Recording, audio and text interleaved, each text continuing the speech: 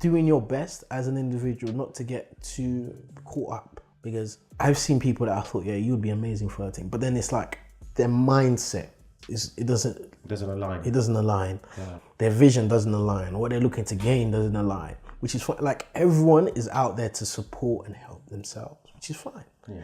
But then at the same time, understand to what benefit. Hi, welcome to Blacticulate, a podcast series featuring UK young black professionals, where we find out how they do what they do, so you can too. Or not. After all, it is your life.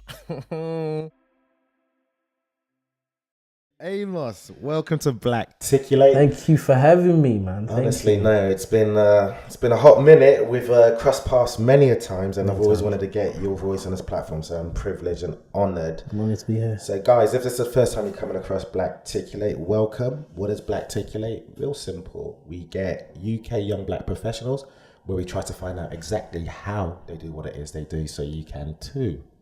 And Amos is about to drop some bars. I know this. And you just heard a little intro, so you know this is going to be lit.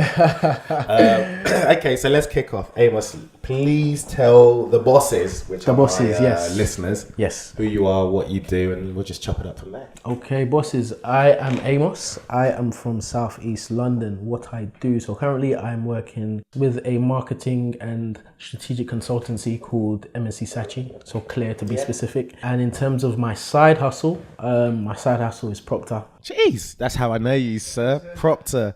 How you spelling that? So Proptar, the powers that be can search for sure. I get a lot of people say it's Propstar or Popstar, or it's Proptar. So Proptar is Proptar. No worries. We're definitely going to get the genesis of that story for sure, especially why that name. But yeah, keep on going. Sorry, Amos. So in terms of back to I guess my profession or what I do as a 9 to 5, it's more like when people say strategic work, it's more of like working with brands. So understanding what are the problems and issues that brands are facing in this day and age, collecting data, understanding what the consumers are saying, and then trying to churn out that data, find out what are the key elements or key segments that these brands need to focus on so they can build a lot more. So like my past experiences, I've done work with brands like, I guess, Twitter, done stuff with Philips. Okay, cheers. Okay, Amos. Cheers. I don't know how many times I'm going to go cheers. I'm curious to know how you got into, I guess that is a marketing, strategic and planning position. Yes.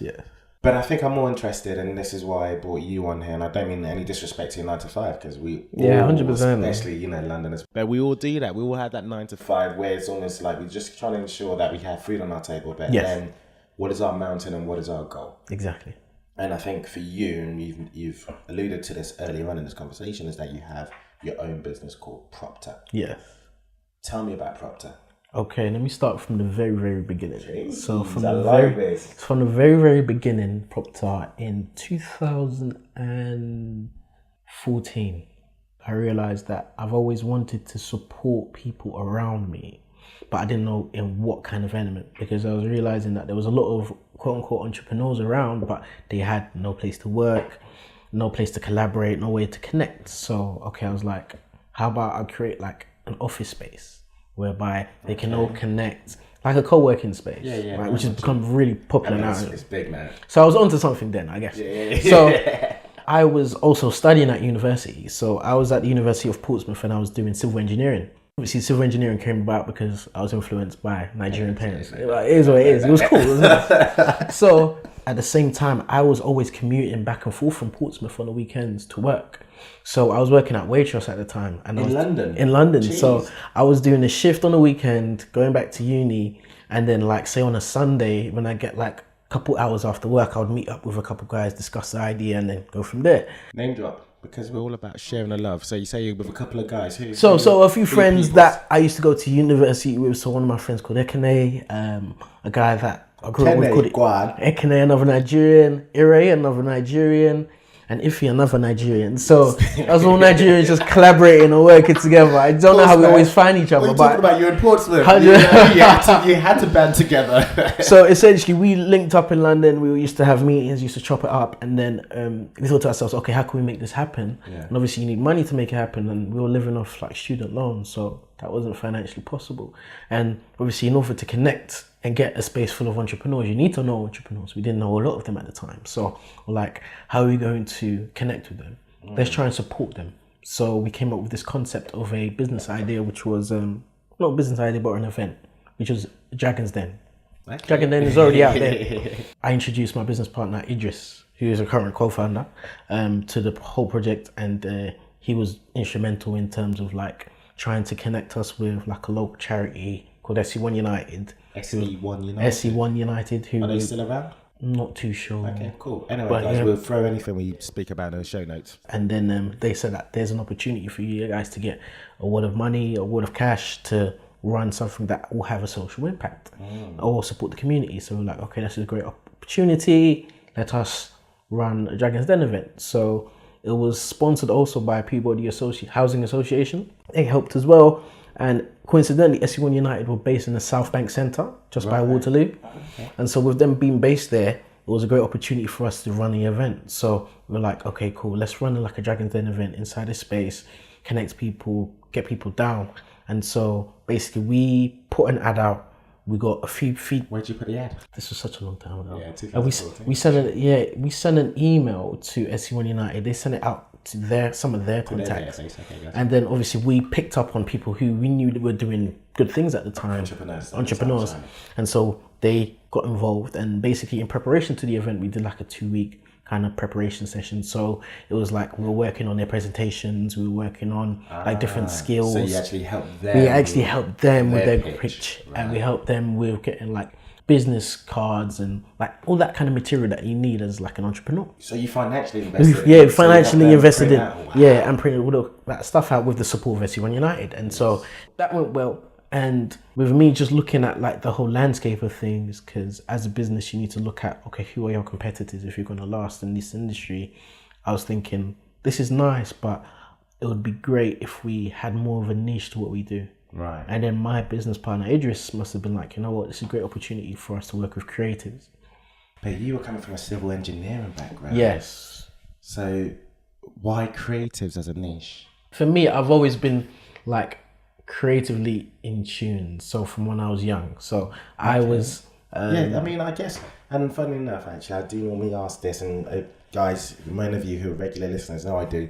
I normally ask about the background of my guests, yes. Like, upbringing and how that's influenced them, yes, to where they are now. Yeah. So when you say you've always been creatively in tune from a young age, yeah. So like, say for example, when I was in, I guess year 5, I performed at the Globe Theatre. Okay. I did the final scene of Othello. Had a little bit of acting. I've got a little bit of acting credits there. Man even said the final scene. He never even just said that final scene is deep. It's deep. It's deep. You have to be in tune with that emotional side of Othello, the experience that he's gone through to deliver that. Yeah, so, Amos, come on. So I did that. Standing ovation and everything. Do you know what? Yeah, I got that. In audience. I got that. Literally, and when the doors closed, I was like, I've made it. I've made it. Mama, I've made it. Yeah. Oh God, yeah. So creative. So acting, I did that. Unfortunately, I didn't go back to that, but obviously had those credits there. And so I always felt for other people, young people who are coming up on those kind of platforms or those creative platforms trying to make it, and they didn't have that support or that guidance necessary for them to really excel or do well. So I was like, you know what, let's do this creative thing. What are you thinking in terms of creative? And he was like, let's start managing artists. This is Idris. Gotcha. And as soon as he said, let's start managing artists, I was like, okay, who did you have in mind? And he was like... Guys, you can't see Amos' face. But the moment he dropped that lyric, he goes, let's start managing what? Artists? Who are you talking about here? I was like, artists, and he's like, creatives, and I'm like, who did you have in mind? And his first thing was, he recognized a talented guy by the stage name of Big Tipper. And obviously we knew him because we grew up with him. And he was like, you know what, we should manage him. And I was like, all right, cool. Right. What does that even mean? Right, like exactly. Like I have no history or experience doing management, and I don't know how to start. But this guy is talented and he's doing some amazing stuff on his platform. Like what I think he needed was a little bit more guidance in terms of strategy because he was quite young. Right. Hence why strategy comes in. Yeah, I hear that. So it was like, we started working with him, take him to the studio, did a few lyrics, smashed it. And then all of a sudden you're like, you know what, let's put this out there. And then his first song was Auntie. That was his call. So he's just Nigerian. I mean, Big Tipper's Nigerian as well. And so put it out there, and that literally blew up. Like he got 500. It's on over 500,000 listens on SoundCloud.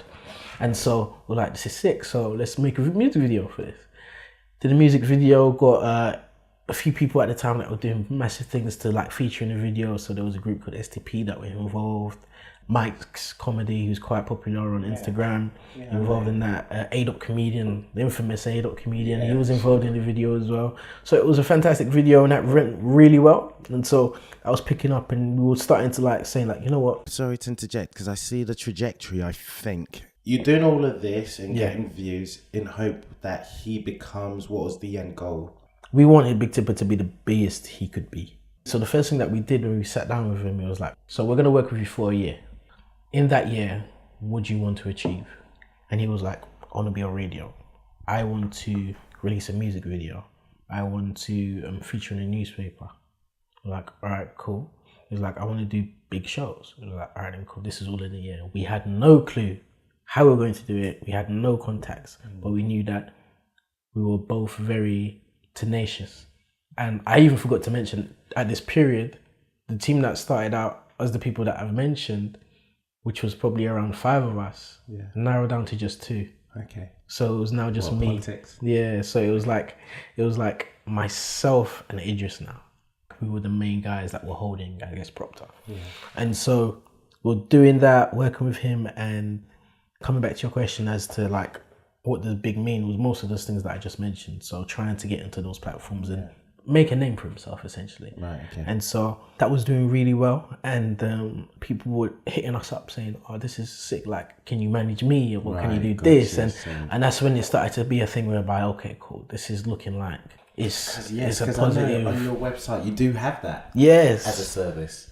Do you know, you do have that as a management. Yeah, no, okay, now that to me makes sense. Yeah, so that was a success, and we were like, okay, we can do this. And then during that period of working with Tipper during that year, another opportunity came up to work with another artist. Right. And so the other artist that we worked with was a guy by the name called Timbo, and he's an amazing like Afrobeats artist. Afro hop is basically the kind of thing that he brought to the fruition in terms of the underground scene or urban scene, so to speak. Right. So mixing hip hop and Afrobeats together. And he had been on his journey for longer than we had, and he was making a good name for himself. He made a strong name for himself from an urban scene. Right. And we were like, okay, we're about to manage Timbo. And so it's like, are we going to live up to the hype? Do you get me? Are we going to live up to his expectations sometimes? Because everyone's expecting him to expectation, do double tip. Exactly. Yeah, not Big Tipper, sorry. Yeah, but it's like understanding like how we can like match that. And so same way that we approach Big Tipper is the same way we approach Timbo. Like, what do you want to achieve? You mentioned quite a few things, but from what I remember that stood out to me is that I want to work with Fuse ODG. Okay. We didn't know Fuse ODG. So it's like, how are you going to get the guy that's probably got the hit single in the UK at the moment and like 3 mobile awards, like how are you going to get him to work with Timbo? But then again, like we've been fortunate in a sense where like, the people that we've worked with have been very talented. So Timbo was a very talented guy. And so with that being said, he was building that notoriety, and Fuse was essentially noticed that. So essentially all we needed to do was just join the dots. And so something that obviously our team was really good at was basically chasing up these leads and making it happen. That being said, can you walk me through that conversation? Like, how do you get someone who is, I guess, on a come up working with someone who is very much established? Everyone is looking for mutual benefit. Okay. Do you hear me? Yeah. So if you're an artist specifically, what your aim is to do is to get your music out to the masses, to as many people as possible, so they can hear it and they can buy your records, essentially. And coming back to mutual benefit, if one artist has this demographic of people that listens to that music, and then another artist has a different demographic, they both want to tap into each other's demographic. So obviously, essentially, they've got a bigger crowd to listen to their music. Cross-pollination, I guess. Exactly. So when they see that's the benefit, they'll be like, you know what, I'm more inclined to work with you. And on top of that, I like the music that you make. Then it makes the whole process a lot easier. So essentially, that's what helped us quite a lot. And just finding emails and We were networking like crazy, like Actual events. at actual events, like going to events. Obviously, You got a story. Yeah. it's like one of the techniques that we were really good at doing or implementing is basically saying that we're press. Right. So coming to events and saying, we're here, we've got a camera, we're here to shoot the event and we're going to do like a blog piece on it. Cool. Obviously we have the camera. Bless. We're doing that, but we're getting connects from this event as well. So essentially that's what we were doing. And then through those kind of like mediums of like connecting with people, we were able to draw 2 and 2 together, get the right contact, saying who we are, who we work with, and it basically made things happen. I guess within like 6 months, Fuse had a tour coming up and he made Timbo his main supporting act. Amazing. So it was like, wow, like amazing. We said we'd given this a year and we did it in like 6 months. Amazing. Obviously I'm a little bit of a nosy guy. What does that look insofar as financials? So in terms of financially, just to give you a vague, without going too deep into it, it's more or less looking at per show. Obviously you get a certain cut. From an artist perspective, depending on like the benefit, sometimes you can do the event for free because you're doing it for clout, so to speak. Yeah, for awareness, yeah. Or it's a case whereby you get a certain fee per show that you do. In terms of the ins and outs of that, I guess it's more complex. I think the best person to talk to about that would be Idris. Okay, gotcha. But yeah, that's pretty much it. Hopefully I introduce you to Idris, so Idris No, please. I'd love to get his voice on Blacticulate as well. The only reason I ask is because I often know, obviously, big stars like the Beyoncé's, Rihanna's, they are touring galore. That's just because the team behind them are pretty much taking a majority of the revenue or the income. And so I always just wondered, I mean, I've never really ever spoken to, I guess, artists, NR. That's what you are, aren't you? Yeah, NR, technically, right? Technically. Someone who manages artists. I'm always like, what is that cut? What is that? The cut is crazy. If I'm being very honest with you, like, say for one of the main things that I guess artists tend to do, like shows, like musicians, if I'm being honest, to do these shows for is because they want to showcase that art and what they do on a live scale. They love it. And that's what they love. And so essentially, they get paid fairly for that. Do you understand? So like, obviously you get money from the streaming now. Obviously everything's online now. So streaming platforms and obviously selling records and stuff like that. A lot of people don't know that you get a lot of money for doing live shows. So like you're looking at probably, depending on the type of artist you are, probably £5,000 upwards. 5 bags. As in 5 bags upwards. So it's like, it just depends on like, obviously the type of show, the type of location, obviously, and then the amount of people you're putting in as well. Yeah, for sure, 100%. So I think the bigger the artist, the more bags you get. Yeah. But I'm just wondering from a behind the scenes, the management side is what cut do they take? Okay. Is there like a 30% cut? So management tends to take about 15 to 20% cut. Gotcha. Hey guys, whoever's listening out there, man, you might look about managing your talented brothers, 100%. Sisters, cousins. Make sure you train them up. Make sure they be singing and putting their videos on YouTube, slapping it on SoundCloud, putting it on Spotify. Get that steady income in. When you get that steady income in, you reinvest that back into them so they can do more studio time, push out more music, and that way, essentially, you can blow them up. I guess you can put stuff on things like get PR companies involved to help push their stuff on radio and stuff like that. Yeah. So I guess you get more income in, so they can do more live shows and more live festivals. Festivals, it's the one, yeah. Big money. Festivals, big money. Look at that, Amos dropping bars. I didn't even know we were going to go to the music angle because Proptar does so much more. Yeah. So tell me more about what else Proptar does. So in terms of Proptar, if you don't mind, and then we'll talk about, from an audience perspective, is how they too can potentially start something similar to Proptar. Not necessarily being in a niche of creativity, but just generally if that's cool. In terms of where that took a turn, so obviously we're doing some of these events and being backstage, and you're meeting people like Sean Paul and like Sarko Day and all of this, and this is amazing. It's great, but like me personally, I'm a very conservative person, so I don't like to be out in the limelight too much. I just like to do my thing and like bounce. So I was still come back to the thing that we started on in terms of vision wise, like how can we help more people? Like, how can we help more creatives? Because at this point, we're getting an overload of emails and people contacting us directly saying, okay, how can you help us out? Like, can you support us? That's brilliant, though. So it's Do you like, know what I mean? Your reputation is preceding you. Yeah. People coming up to you. and saying, so it's like, it shows that which you're is making a great. positive impact, and it's amazing. And so I was like, you know what? I really want to help these guys. So it's like, how can we make this more of a social kind of aspect? And so that's where the whole concept of setting up a social enterprise came up. And it's like, through that, we were able to say, okay, what are we good at? Oh, remember, we're good at events. And we've got a few contacts in the music industry now. So how can we bring their knowledge to the knowledge of those people within our community so they can feed off each other, potentially gain an opportunity, but essentially learn and collaborate. And so we did our first event in 2016 is when we did our first event. Nice. And that was at Old Street, at a place called the Trampery. And we used the space. Again, we spoke to the guys there, told them about our vision. They were like, we love it. Got discounted rates. But then at the same time, it was like trying to get people in the platform. Of course. So that's got to be one of the most difficult things, surely. It must, like, were you building a database at the time? Did you have subscribers? How you doing this? So you know it's what I mean? crazy. So Jeez. I'm also saying this selfishly because, Blacticulate, I know you mans are listening out there, but I'm not seeing a lot of subscribers. That's all I'm saying. So funnily enough, what we were trying to do is basically understanding that the funding that we were gaining was like stemming from products that we were pushing out with Big Tipper.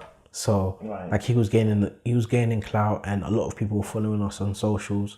And with that being said, I guess in turn, a lot of artists, especially when we're doing work with Timber, were getting in touch with us, musicians, producers, all of that kind of stuff. Like, oh, how can I work with you guys? I've got this beat for this person, this beat. So it's like when you've got a wealth of them following you, you're like, you know what? I'm going to take your details and put it in our system. We haven't got anything for you right now, but when we do have something for you, bang. Gotcha. And so at the time we built something, and it was like this platform whereby we were helping not only like the creatives trying to get into the music industry, but we were also trying to help upcoming like brands. And so that was a great opportunity for everyone to connect, to learn and build. So that event went really well. And so we were like, you know what, we need to follow this up with something else. It's funny because like creative people tend to follow each other. So someone who is photographer will follow their friend who's a music producer to this event, and they'll be like, oh, this is amazing. And they'll come to us after, like, this is really good. Like, there's some key insights that I can even implement and transfer into other industries. Like, are you going to do one focused on, I guess, fashion next? Because I'm a fashion photographer. And you're like, that's a good point. That is a very good point. And so, like, you know what? Yeah, we've got your details. Like, we'll come back to you. Yeah. And so, obviously, for that first event, we had about 50 people. So my initial thought was to make it like very intimate, so people can connect with each other. Because when there's too many people in the room, sometimes it's hard for you to like, we're going to talk to you first. I'm quite nervous, blah, blah, blah, blah, blah. So that went well. And throughout the rest of that year, we were still working with the artists. So the process in terms of working with the artists had obviously kind of fizzled out and stopped. But you had a year, yeah. I mean, you had a good year. Yeah, you had a good year, and we'd work with them, and we've gained the insight, and we've learned a lot about the whole like industry, which was cool. Upon finishing that whole process, the following year, I was like, all right, cool, we're going to go ham now. Like, let's do one on fashion, see how that one goes. And then we'll do another one on film and TV, because we were realizing that media is a big platform as well. This is 2017. This is 2017 now. Last year. So last year, we were like, you know what, let's do this fashion and film and TV and see how it goes. At this point, I've learned so much from 2014 to now 2017 in terms of not just doing things for the sake of doing it. I like to think that I think a couple steps ahead. So I'm doing it for a reason, so there could be a knock-on effect. So even positioning of our fashion event was in February, and it was, I think it was just before London Fashion Week. Gotcha. So everyone is hyped up, preparing themselves for London Fashion Week because the vibe is there, everyone's strong and feeling it. So we're like, you know what, to give you guys a taste of what you're going to expect, let's give you that London Fashion Week, quote unquote, with our event. And so we did the event in Sloane Square. Like, it was like a gallery space, like, and with that same space. How did you find the space? Just basically searching online, to be honest. Yeah, okay. Searching online, looking around. We saw the space, and there's various different platforms out there like Appear Here and stuff like that you can use if you want to look for platforms or like look for spaces for place to use. And so I found that, and again with them, it was like, that journey was like, just only God, I guess. It's like a stroke of luck with that one. So essentially, they offered us a space. So they had 2 spaces, yeah. So one of the spaces was basically, it's like a restaurant / gallery space. Okay. So there was a restaurant area whereby you can go inside the building, go downstairs, and like, it was a good space for, say, about 100 people. Cool. And then upon confirming it with them, we got a little bit of funding from a company, Peabody Housing Association again. So we maintained that relationship. So we maintained that relationship, spoke with them, communicated with them, and then they were like, "Oh, we've got this opportunity to support you in terms of money wise if you want to run something again for the community, because Peabody are very big on supporting locals in the community." So we used that opportunity, got that money, and then we had, if I'm being honest, £500 to go towards the venue. So we were like, okay, cool. How are we going to manage this? Went into the space. The space cost a little bit more than £500, if I'm being honest with you. Mm-hmm. But gift of the gab, vision, spoke about that, tried to appease to them, and they're like, you know what, we love what you guys are doing and how you guys are going about doing it. So yeah, by all means, you can have the space. Cool.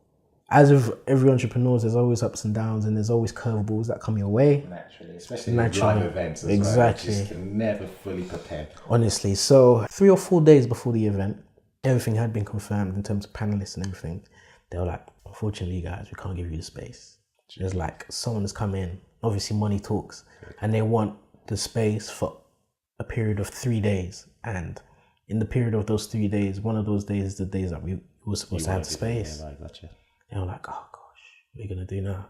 He's like, but because we love your event so much and love the idea behind it, I'm gonna give you a bigger space. Yeah. I was like, bruh. We thank God. Yeah, we thank God. We thank God. We thank God. So they gave us a bigger space, and it was like a massive gallery space. Pricing of that space was probably in and around 3 to 5 bags. Amazing. And we got it for 5 bills. Nice. I was like, God is good. Yeah. And so we had that space, and it just worked out perfectly for us, because in terms of the amount of people that came to that event, we were expecting to see around. We put tickets out, say about 100. Okay, so you're selling tickets. So no, we didn't sell tickets. We made all these tickets free, and that's something I didn't mention. We're making all these tickets free, so we can. So all your events are free, or yeah, at the moment, all the events are free. So we put tickets out there, and we got about 100 people come through those doors. It just made sense in terms of it fit everyone. How are you putting the tickets out there? Eventbrite. And then we, I guess, market the event through our socials, and then we also market it through, obviously, local youth organizations and stuff like that, and all that kind of stuff. It's fantastic. We got a great turnout for that event. And on the panel for that event, we had like an entrepreneur who'd been in the fashion world for quite a long time, called Justin. He's got a new brand called Saint Rouet. People should check that out. It's absolutely fun. Saint Rouet. Saint Rouet. Rouet? How you spelling that? R-O, Saint, obviously, and R-O-U-E. Rouet.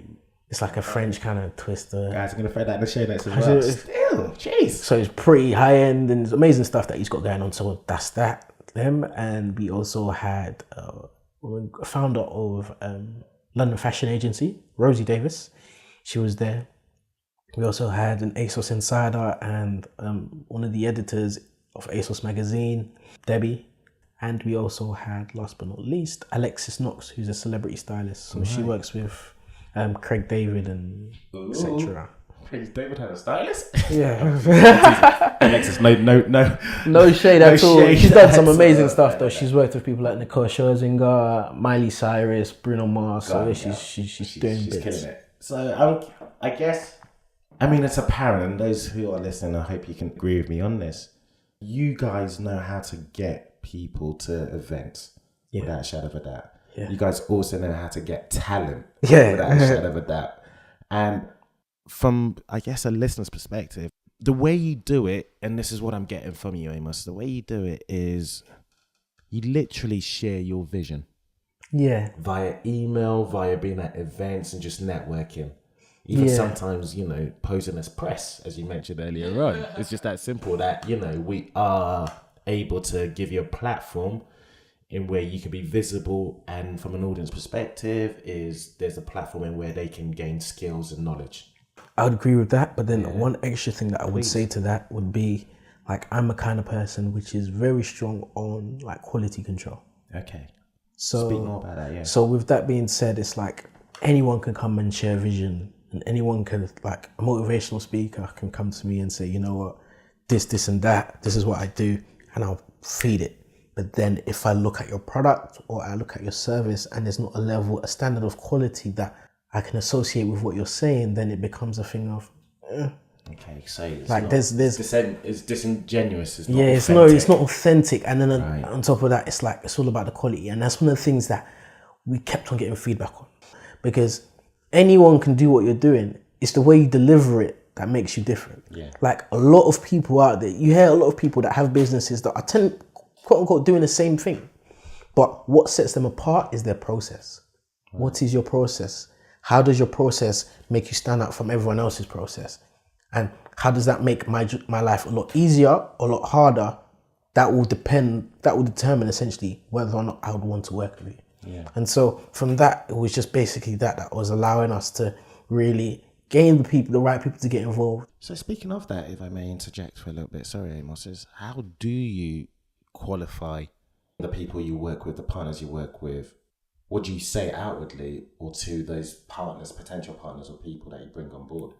Yeah, what are the questions? I'm quite curious now. So in terms of like the questions we ask them, it's more or less us looking at who our demographic is. So our demographic tends to be people from the ages of say around 16 to 25 that we tend to focus on. Right. Of like, they would say underprivileged backgrounds, right, okay, but more focusing towards more ethnic minority. Right.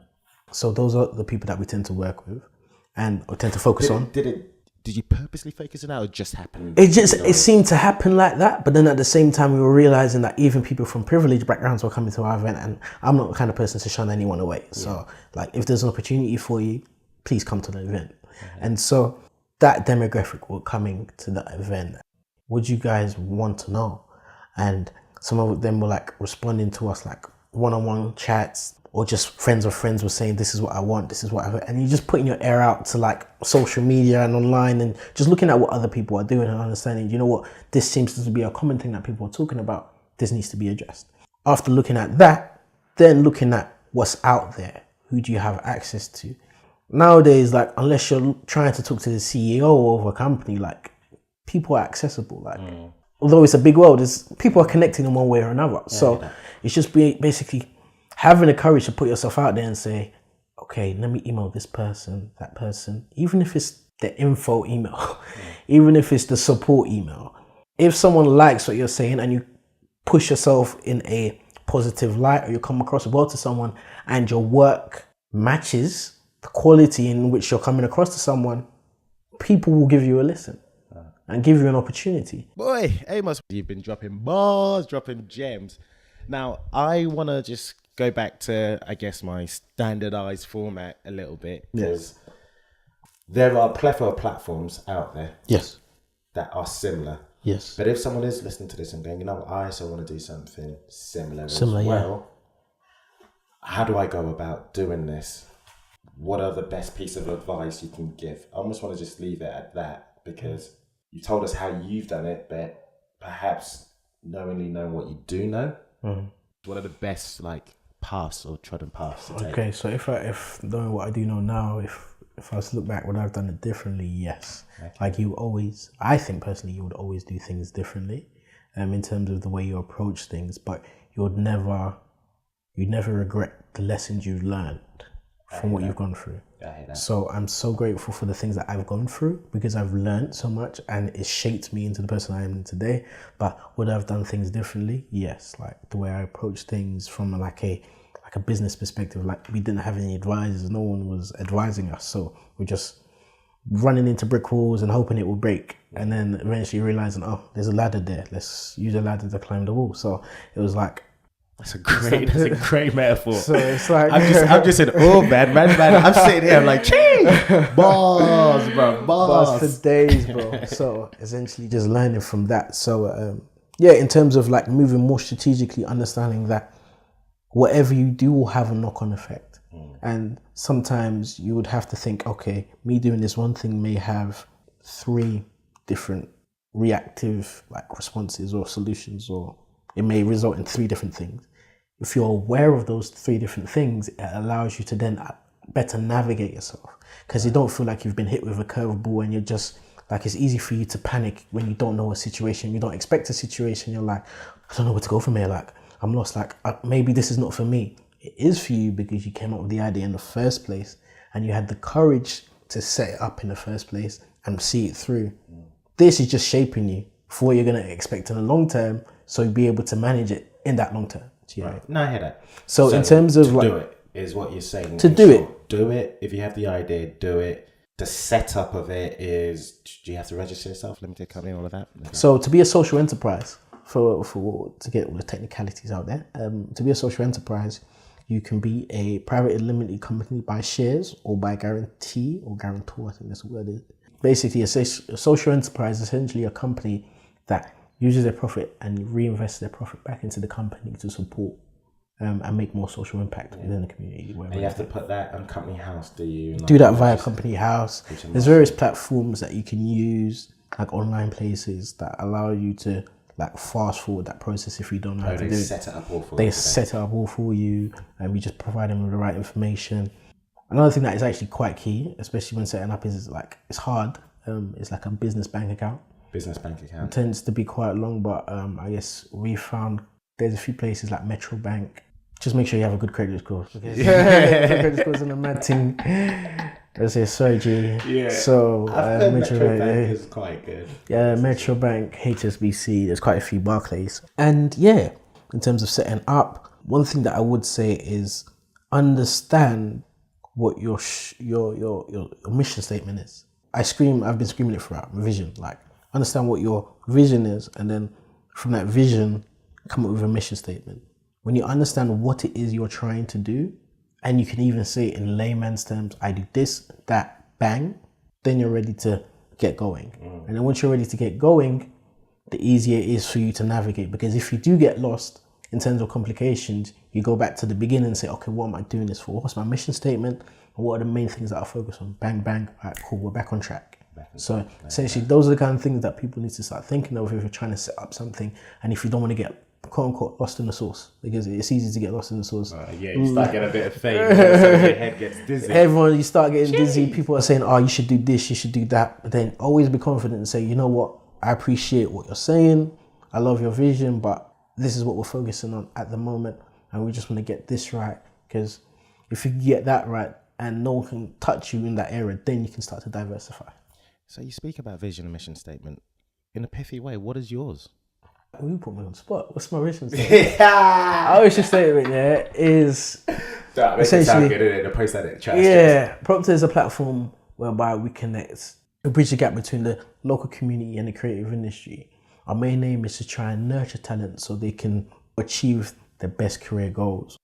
I want to now throw it into the quickfire questions. Quickfire questions, yes. With all my podcasts. Cool. So the answer is you can't really think too long about them. You just see. You just have to throw it out. But before I do, I always want to give my guests just full autonomy insofar as if you were to put yourself in a business position, is there anything that you know your advice, your resources, your tools, your tips, even the challenges possibly that we haven't spoken about on record yet? Is there anything that you think is important for them to know in order for them to do what it is you do? Do you know what's very, very hard is, like, especially in this industry as an entrepreneur, like some of your successes are kind of based on your relationships.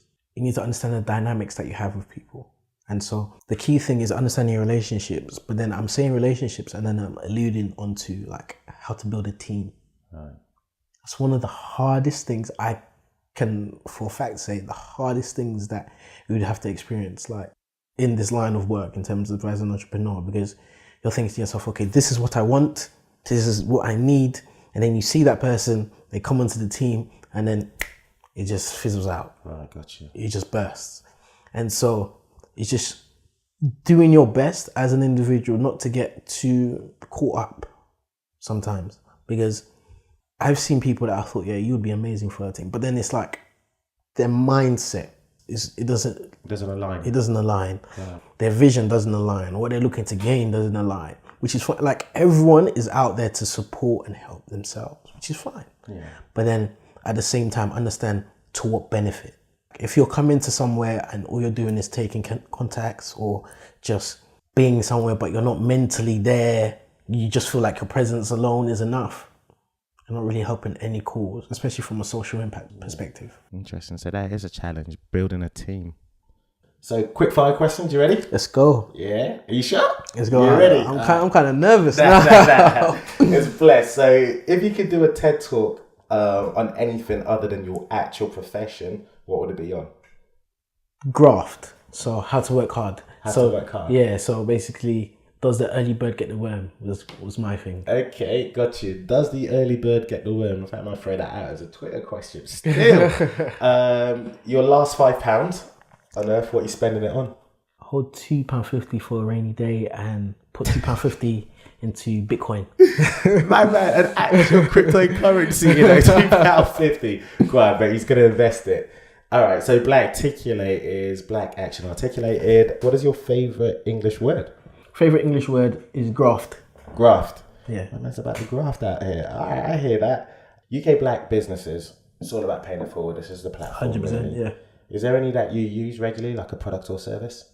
Probably a good restaurant that I know is Mama Leah's. Mama Leah's. Mama Leah's. Where's that? That's quite close to, it's like on the way to like New Cross. Okay. Yeah. Mama Leah's. Yeah, right. Not too far from like Peckham, stuff like that. Oh, nice. Shout Pretty out. nice. Nice. Yeah. All right, cool. So before I ask you the penultimate question of, where we can find you on the World Wide Web. Yes. But success. Who's the second person that comes to mind when I say the word success? When you say the word success, probably, I've always loved 50 Cent, man. Awesome. Okay. Well, last but not least is, how would you like to be remembered, sir? That's a very good question. I think I'd love to be remembered as a person that has, I guess, left a legacy, just made an impact. What does that mean? Made an impact and left a legacy is more or less from a perspective of delivered on what they said they were going to do. So essentially, I said that I was going to go out there, set up a company, support creatives in the local community, get them to the highest stage that they can be at. And I've partly done that. So to be able to say that I've done that for a wide range of people within the community that I'm from and in other communities and potentially internationally would be amazing for me. So yeah. Amazing. And I don't doubt that in the slightest, sir. So question I'm going to ask you is, how can we find you? And when we do find you on the World Wide Web, what is it you'd like from us? So yeah, it is kind of hard to find me specifically. I'm not on Twitter. I am not on Instagram. But you can find Proptar and it will eventually feed through to me anyways. Yeah. So you hit us up on Twitter, Instagram, Facebook, @Proptar, @PROPTAR. Email address is info@proptar.uk. Drop us a line. And my personal email is amos.e@proptar.uk. So Amos is AMOS. All right, guys. So as always, please do support, do share all the guests I have and their businesses and their brands. Amos, you're a legend. Thank you very much. Man. Thank you so much. You're a legend, man, for having me. I appreciate it. No, I appreciate you. Let me land, man. Do you know what I mean? Let me land. Legitimately, you've been amazing. Hey guys, we really appreciate you listening, and if you have any feedback, please leave it in the comment section below. Also, all the info about the guests, the links and the resources we speak about will be in the description below. And last but not least, please do get in touch if you can teach us how you do what it is you do. Because after all, Blacticulate is all about empowering and upskilling the community. Thanks guys, you're the best. See you soon.